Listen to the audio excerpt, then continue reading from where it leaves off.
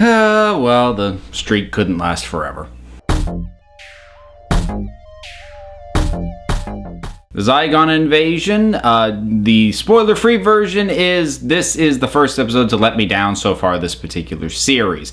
There's a bunch of asterisks after that, but I can't really explain those without getting into spoilers, so we'll do that right now. From the get-go, there was a lot I really liked about this episode. I mean, I love the fact that we've got Osgood back. I mean, who was not thrilled when that showed up as the next time on Doctor Who back at the last episode? And I think the way to bring her back, that's wonderful, that's clever, and I like that they are finding a way to not firmly answer if she is the human or the Zygon. I'm inclined to think she's the human because we saw her use the inhaler. But again, the whole thing that they're going with, she's kind of part Zygon, kind of part not, because the rules have changed a little bit. It still could go either way, or maybe it truly does not matter. I like the whole idea of just this little splinter group of the Zygons going rogue. This is very clearly dealing with sort of Islamic terrorists and dealing with that. Look, this is a radicalized group, but you have to be careful with how you deal with them, because if you deal with them the wrong way, other people within sort of that general group are gonna feel just as angry as they are, and their numbers will grow. So I like that it was sort of addressing that, but as much as the foundational idea of this episode is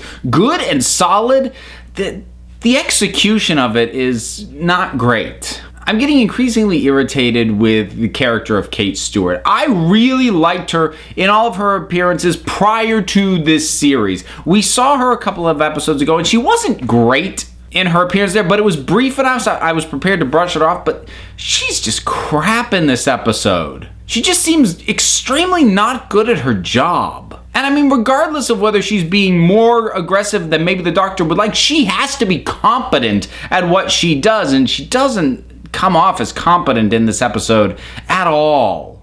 I don't like that the episode is sort of playing fast and loose with the rules of how a Zygon works and what it is that they do and how they do it. I'm not against changing the way that certain alien races work. I think that's a nice way to revitalize it, but remember, the Zygons, this is only their third appearance. Yes, they're a classic era villain, but they only had one appearance in the classic era. They showed up in the 50th anniversary. This is only the third time we've seen them. You can't tell me that you've exhausted all the possibilities with the way that they were already working, that it was necessary to change how they function. And it also annoys me because the show just keeps sort of self-contradicting itself too, because Osgood says, well, they don't have to keep the people that they're impersonating alive anymore. It's like, okay, then why is Clara still alive? I mean, I know her duplicate said she's dead at the end of the episode, which I also don't believe, but we saw her body being kept, and why would they keep her alive when they're killing so many other people indiscriminately? I had hoped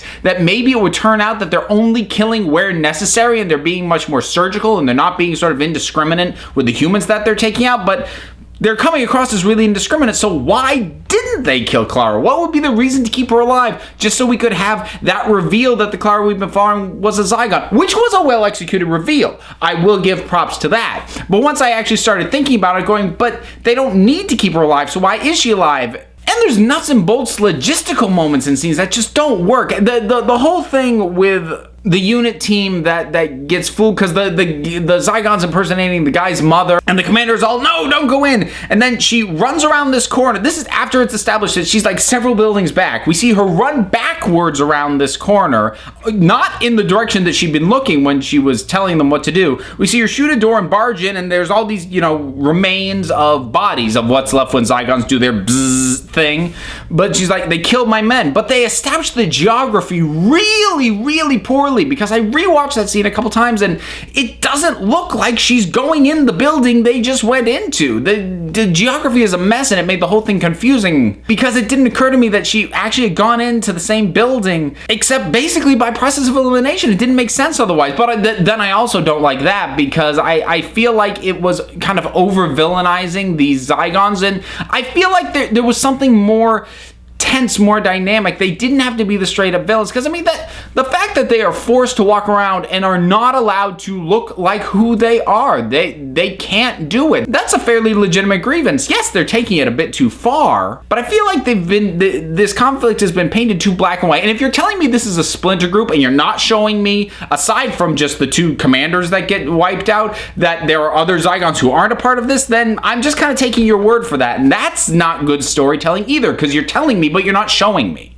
All of that having been said, it is possible that this story will redeem itself, because 2-parters can be funny that way. Depending on how the second half goes, your opinion of the first half may go up or it may go down as a result of how the second half pays everything off. The 2-parter that I'm kind of reminded of is The Rebel Flesh and the Almost People, which was a Matt Smith story dealing with this sort of semi-sentient goo that could sort of take the form of other people. So it was dealing with some of the same stuff, and I was not a big fan of the first half of that 2-parter, but I loved the second half and the way it wrapped everything up, because it did not go the way that I expected things to, and it turned out that there was just a lot more going on under the surface than what I'd given the episode credit for. So that raised my estimation of the first half because of how good the execution of the second half was.